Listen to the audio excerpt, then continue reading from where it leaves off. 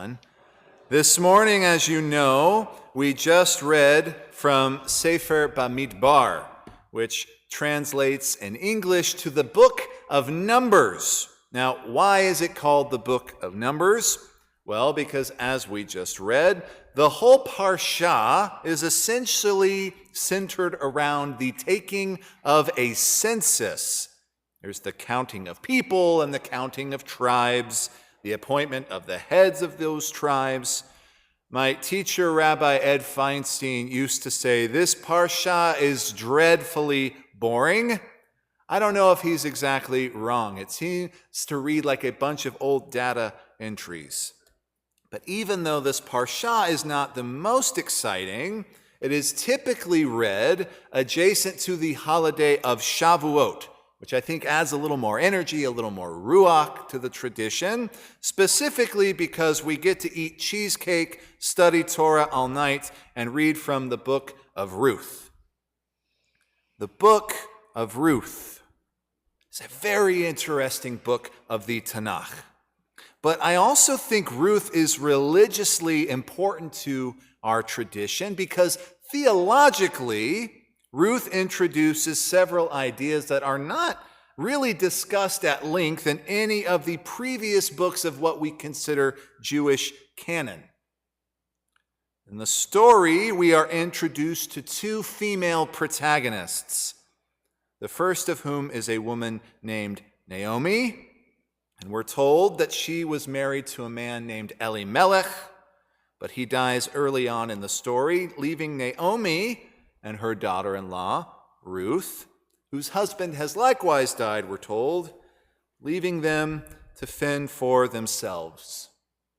Torah, or the Tanakh, I should say, tells us that they are near destitute, so Naomi decides to return to Bethlehem. And although she tries to dissuade Ruth, her daughter-in-law, from coming with her, Ruth is steadfast in her commitment to Naomi and to the Jewish people. And Ruth utters the now famous line, quote, "Where you go, I will go. Where you stay, I will stay. Your people shall be my people, and your God, my God." The reason why this is such an important story from the Tanakh is because the rabbis see it as the first act of proto-conversion to Judaism. Obviously, in the time of Ruth, there was no official trajectory to converting to our religion. There was no intro to Judaism class, none of that.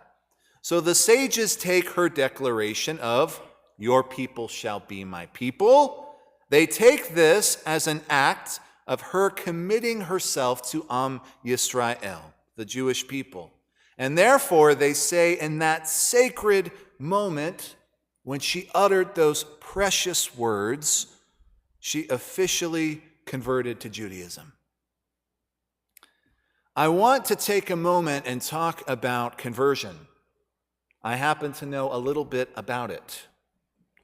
I remember when I worked in Las Vegas, someone mentioned to me that I always talk about the fact that I'm a convert. Okay, literally in the same week, somebody emailed me and told me that I needed to talk more about my conversion because they thought I didn't talk about it enough. Same week. When you're a convert, oftentimes it feels like you're never enough for some people, and for others, you're too much. Some people get really intimidated by the fact that I'm a convert. I've found it's especially the non-religious Jews, or the barely religious Jews, they oftentimes get really defensive or apologetic just me being around them. I don't exactly know why. Maybe because I know more about their religion than they do. Maybe that makes them feel weird.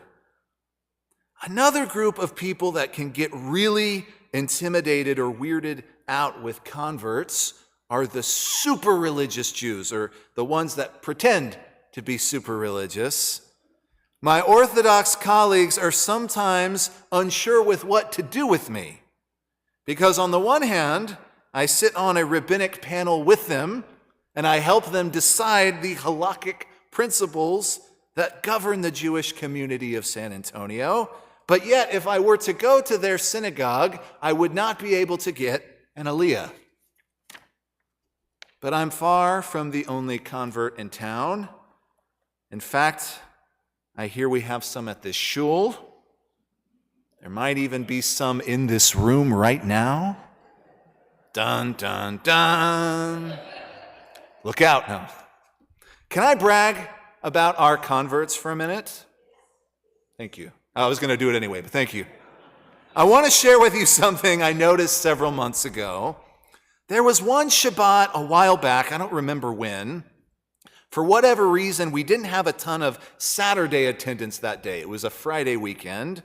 But we still ate Kiddush, and afterwards, people went to a table in the social hall, and they began benching Birchat Hamazon and singing Zmirot afterwards. And while we were singing, I looked around and I noticed that literally everyone at the table that day was a convert. Every one of us singing Zmirot was a convert. And believe it or not, in that moment, I thought of this Parshat Bemidbar, this dreadfully boring Parsha, and I thought about what it means for the Jew, whether born or converted. I thought about what it means for the Jew to step up and be counted amongst their people. Because after shul at Kiddush that day, it was the converts that stood up and wanted to be counted amongst the righteous. It was the converts, the Gerim that were called. It was them that day that decided that their mouths were to be used as an instrument of praise to sing songs to our Creator and declare that our God is Echad, one.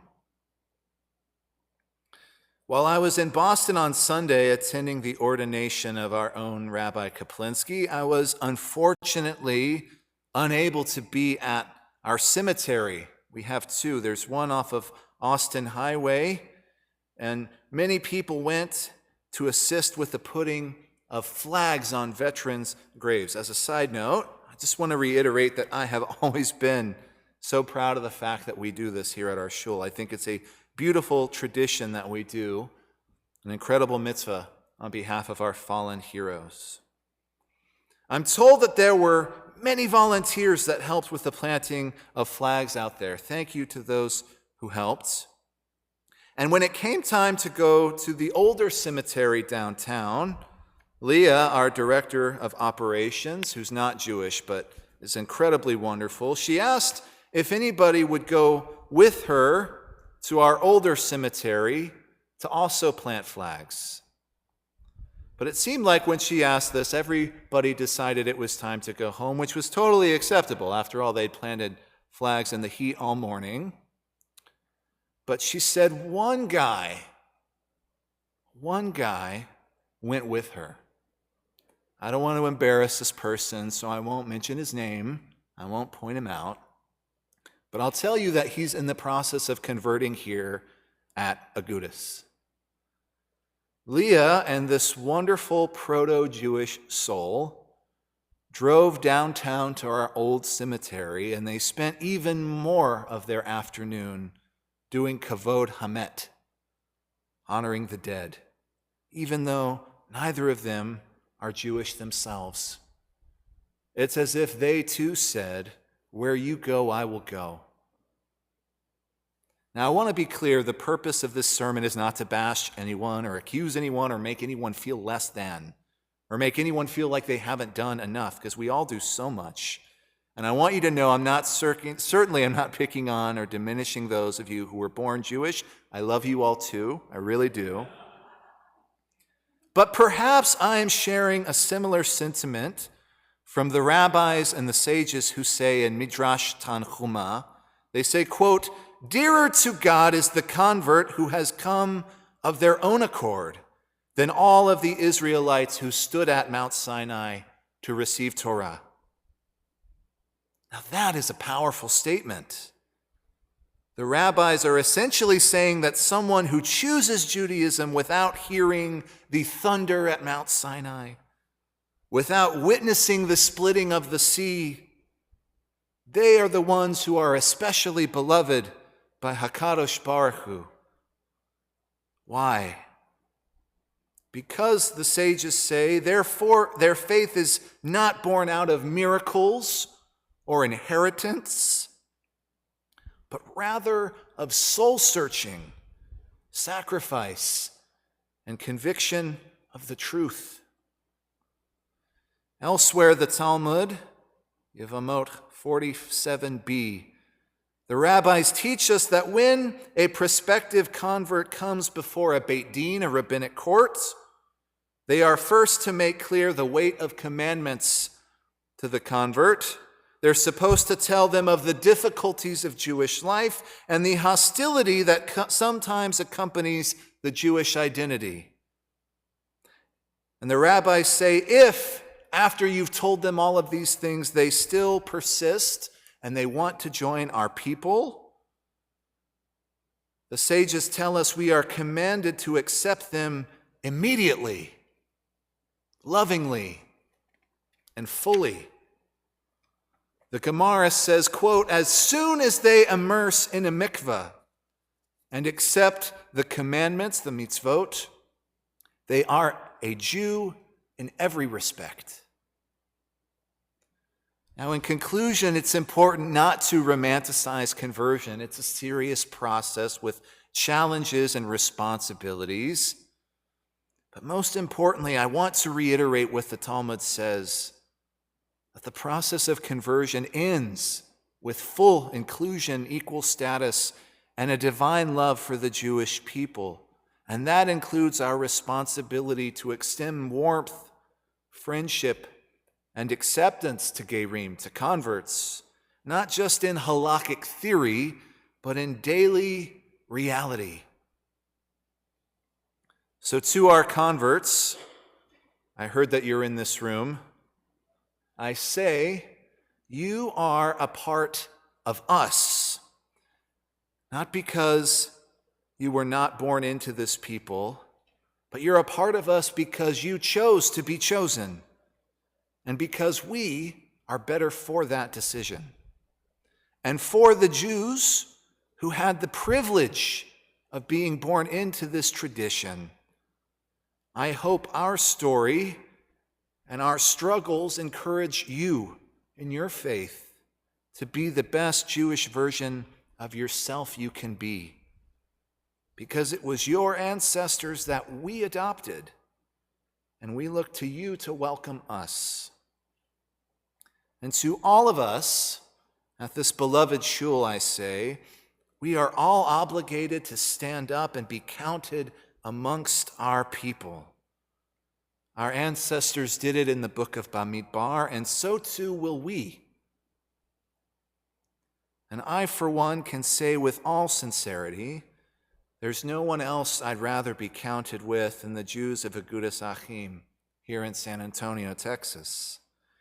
Because whether we were born into this or whether we got here as fast as we could, we are a holy people dedicated to a holy Texas tradition. And I think that counts for something. Shabbat Shalom.